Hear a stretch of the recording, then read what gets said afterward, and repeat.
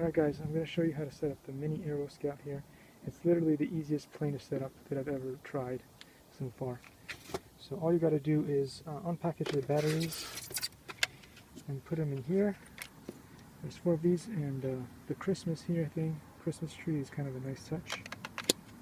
Real easy to do. You open up this part here.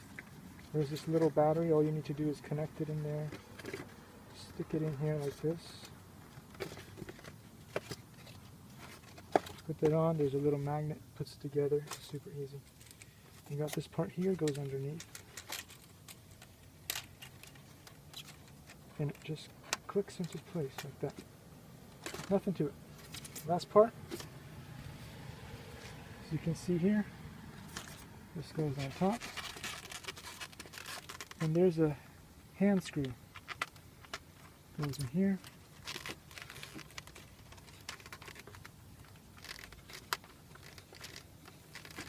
And once you screw this in,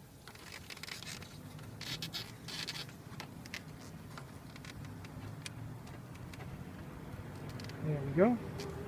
Not too tight because you may break it. Once that's nice and in, you're done. All you do is you turn this on